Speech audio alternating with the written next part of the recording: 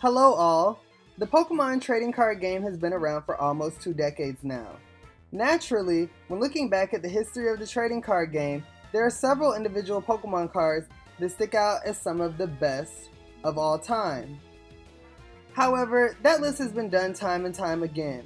Today we are going to be looking at some of the best Pokemon in the history of the trading card game since Nintendo took over in 2004, starting with EX Ruby and Sapphire.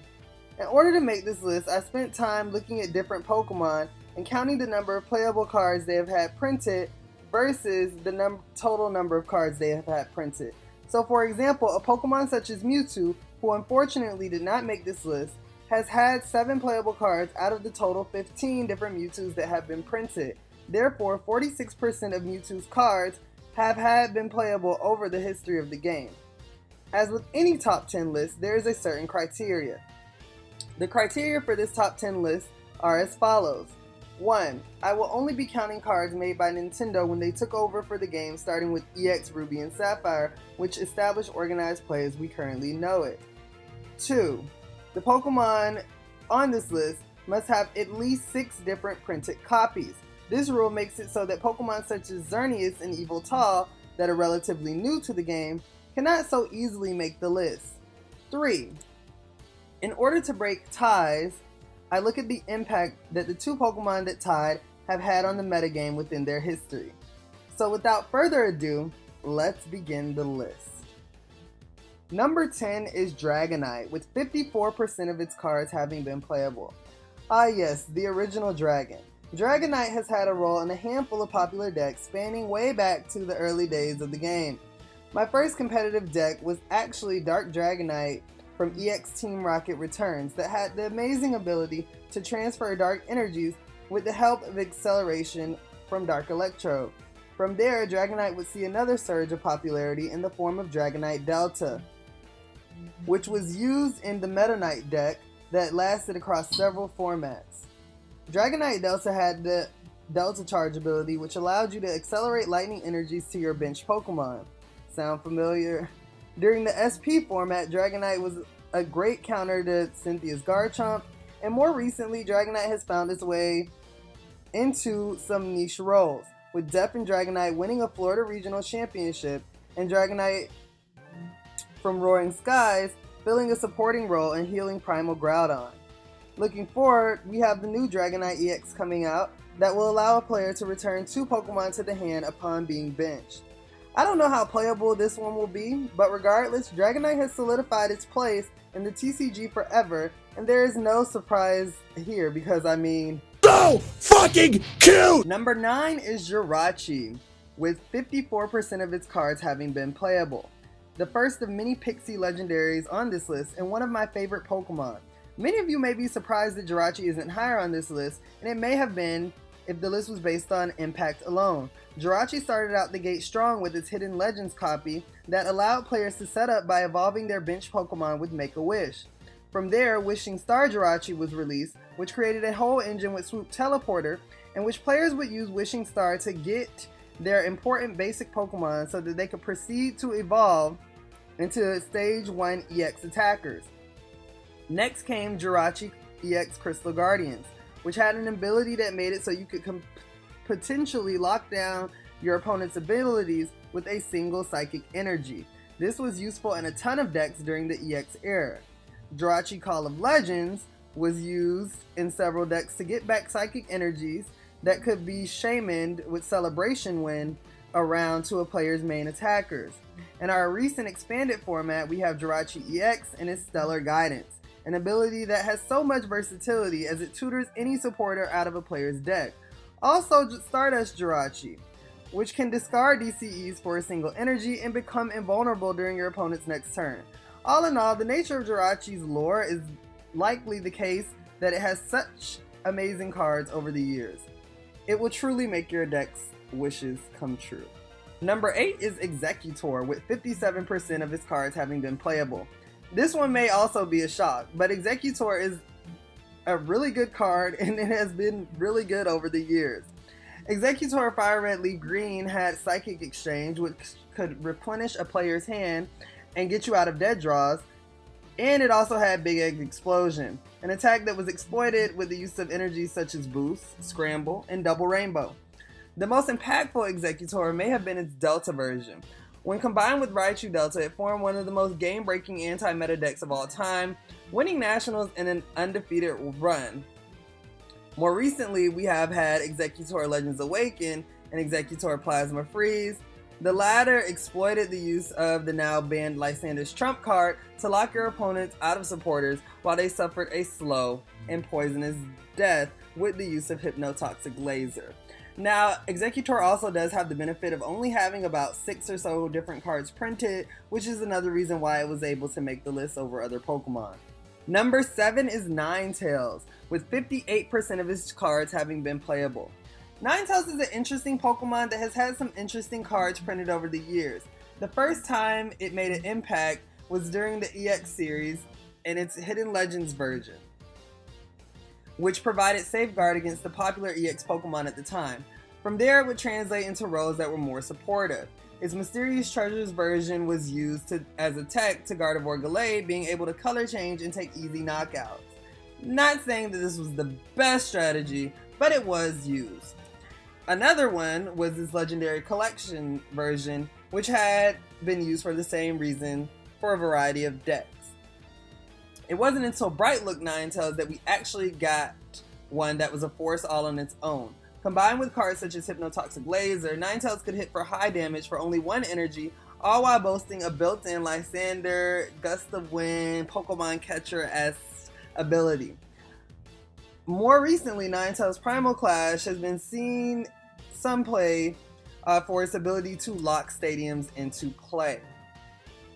Our next set will be bringing back Ninetales from base set and provide us with a Ninetales break. One can only wonder what type of impact those cards may have. But all in all, this fiery fox has been giving players a lot of trouble over its time in the game. Number 6 is Flygon, with 60% of its cards having been playable. While Flygon may be outshined by dragons in the video game, when it comes to playability, it gets its revenge in the TCG by being the top dragon of them all. Another one of my favorites, Flygon always somehow seems to get love with its incarnations. The first time Flygon made any serious impact was in Legend Maker with Flygon EX. It had the unique ability to get special energy cards back upon evolving, and paired with Holon energy, a player was able to conserve those energies to last even longer. Combined with Energy Draw Delcatty and Delcatty EX, Flygon was a powerhouse that saw immense success during its format. Moving on was Flygon Delta Species, which allowed players to accelerate energies to their Delta Pokemon, creating an amazing toolbox deck that was pioneered by Team R. Flygon also had an EX Delta that eroded your opponent's bench and hit for massive damage, all while having no weakness at all. During the SP format, Flygon Rising Rivals was released along with its Level X. It acted as a counter to SP decks, and it could easily snipe your opponent's Luxray while providing resistance. In addition, they had 2 great Pokebodies, one that could cause situations where your opponent could deck out, and another that would give free retreat to all your Pokemon. More recently, we have Flygon from Boundaries Cross, which paired with Exeggutor to create a nasty deck that withered down your opponent's Pokemon while they took damage in between turns from Flygon's ability. This would all be wrapped up by Dusknoir, moving your opponent's damage counters and taking multiple knockouts in one turn. People have also been adding the Flygon EX promo into their Rainbow Road decks to provide extra coverage while utilizing its Voice of the Sands ability. I find it very unlikely that Flygon will lose its covenanted spot as the top TCG dragon within the future. Its nature makes it so that it always gets fun abilities that can devastate your opponent. Number 5 is Shaymin, with 63% of its cards having been playable. The Butter baby. Shea Butter, as I like to call it, has recently been solidified as an iconic Pokemon in the trading card game. Since its initial release with Shaymin Level X, it has been pretty consistent in playability. Shaymin Level X was used in a lot of grass decks in the format because of its Pokebody Thankfulness, which provided 40 HP just while Shaymin was simply sitting on your bench. Now, a lot of players did dispute over whether or not this was playable, but nevertheless, it still was played. During the Heart Gold Soul Silver format, Shaymin from Unleashed and its celebration win was found in almost every deck at the time, as it could change games with the single drop. Just ask Harrison Levin about that one. During the more recent time, my favorite Shaymin Next Destinies found its way into decks such as Aromatisse, Berisian Genesect, and Lilligant as a surprise late game finisher. However, none of the latter compare to Shaymin EX from Roaring Skies, which is found in at least 95% of the decks that are played today. Its ability is quintessential for consistency. The card also currently holds the highest price tag for a card we have ever seen during competitive play when you factor in that decks must play anywhere from 2 to 4 copies. There was also a Shaymin promo release which found its way into Worlds decks as a counter to Trevenant, which is ability Aroma of Gratitude. I will forever give thanks to Shaymin, even if it isn't so thankful to my wallet. Number 4 is Mew, with 64% of its cards having been playable.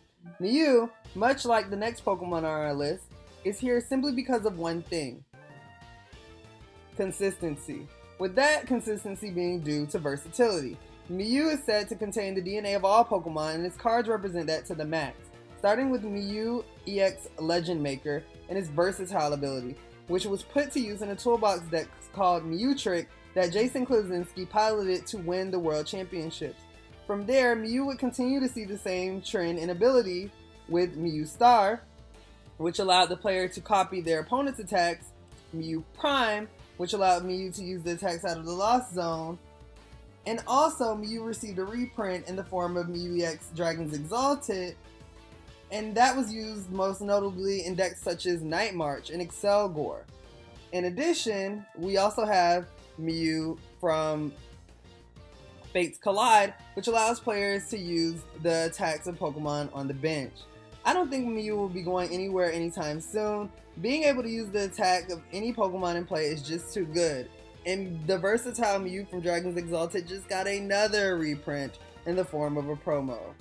So here's to Mew, and here's to just using whatever attack you want. Mew is your number 4. Number 3 is Vileplume, with 65% of its cards having been playable. Now, I feel kind of guilty that Vileplume is so high up on this list, but again, consistency. Item lock will always be good due to the fact that item cards are generally anywhere from 20 to 30% of a player's deck. Vileplume is almost always good. This ability started way back in Wizards of the Coast days with Dark Vileplume, but then was reprinted into alternate versions in Vileplume EX, Vileplume Undaunted, and Vileplume Ancient Origins. Each one has made an impact on competitive play based off their abilities alone. The biggest culprit was Vileplume Undaunted, which worked on the bench and came out at a time when Lysander didn't exist. This made it so once you got out Vileplume, there was no moving it to the active spot. Vileplume Undaunted saw play in decks such as Valgar, Lilligant, Exeggutor, Chandelure, and even that pesky, annoying deck known as Vanillix.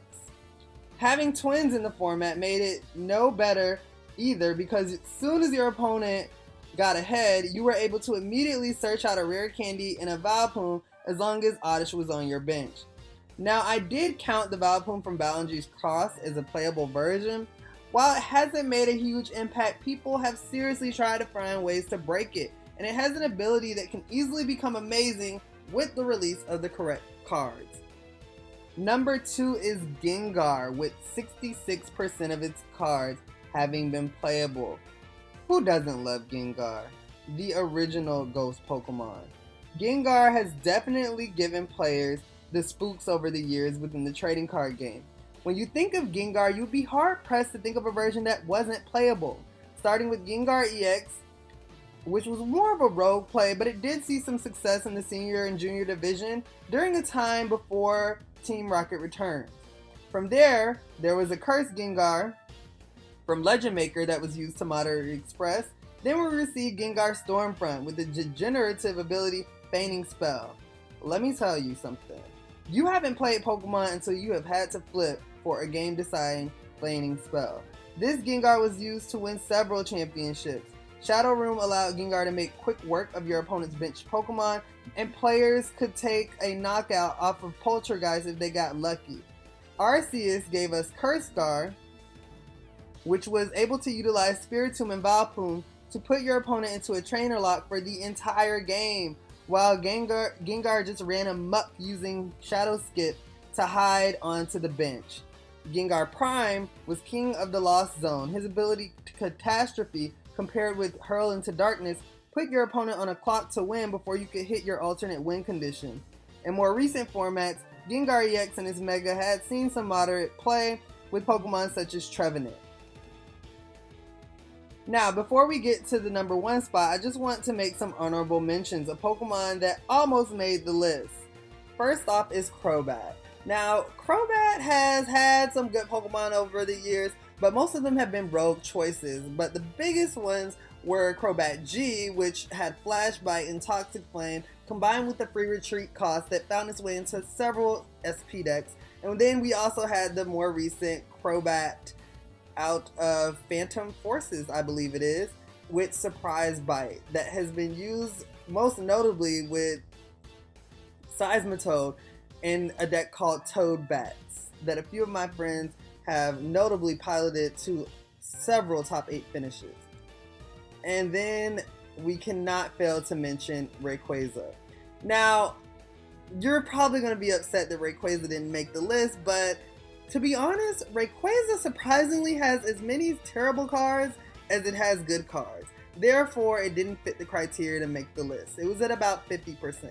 However, I don't want to fail to talk about it because there have been so many good Rayquazas over the years. Starting out with Rayquaza EX, with Dragon Burst, and we also saw a kind of reprint in that same Rayquaza with the most recent one in our current format. We also have the Rayquaza that is a Mega that we're using now with Emerald Break, and Rayquaza was also using Eels with Shred, and then we also had Rayquaza EX Delta Species, which had an interesting ability in Rage Aura, and Special Circuit could be used to snipe the bench, so it did see play in some Delta Toolbox decks. So while not the top Dragon Pokemon, I would say I still give that to Flygon. Rayquaza should not be failed to be mentioned. And finally, we have our number 1 spot. Gardevoir comes in at number 1 with 75% of its cards having been playable. When it comes to Pokemon that get love from the designers of this card game, Gardevoir is completely and utterly unmatched. Not only are 75% of its cards playable, but it also has more versions printed than any other Pokemon on this list. Gardevoir has had many playable versions over the years, but I'm going to focus on the more iconic ones. Out of the gate, Gardevoir was making a name for itself. Gardevoir Ruby and Sapphire Side Shadow, combined with Gardevoir EX from Sandstorm, were a force to be reckoned with and took top spots at several tournaments. Kyle Sablehawks actually used this deck to deny me from getting top 8 in one of my first tournaments, and it's a game I will never forget because it was intense. Then over the years, we received more playable cards such as Gardevoir Delta Species, Gardevoir Emerald, and Gardevoir Next Destinies. Now these are all Gardevoirs that did see play, but they weren't extremely popular, but nevertheless, I did see them during tournament play. And now in our current format, we have Gardevoir EX and Mega Gardevoir EX, which have both won several tournaments here and there, and it is a deck that can make short work of you if you underestimate it. And last but not least, we have Gardevoir Secret Wonders, the most important Gardevoir of them all. This card literally defined an entire format for a whole year. If you were not playing this deck, you were playing a deck to beat it. Gardevoir could allow you to use 2 supporters a turn while locking your opponents out of abilities. Not to mention, Gardevoir level X and its attack called Bring Down, and its ability teleportation to just switch whenever you wanted to. Bring Down could automatically knock out the weakest Pokemon on the field, and that was made so much easier because we had Gallade. And Gallade's Secret Wonders could set up Gardevoir level X with Sonic Blade, and then use Psychic Cut to hit with what felt like infinite damage. This was probably the most devastating deck in the history of the game. Although, I didn't seem to have any problems with it myself.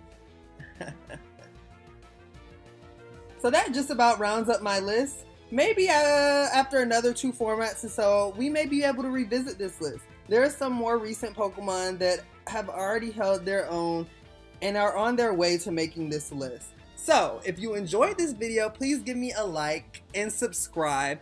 And what top 10 list would you like to see me do next? I really enjoyed making this video and I look so forward to doing more of them in the future. Thank you so much for watching my channel and I hope you have a wonderful day.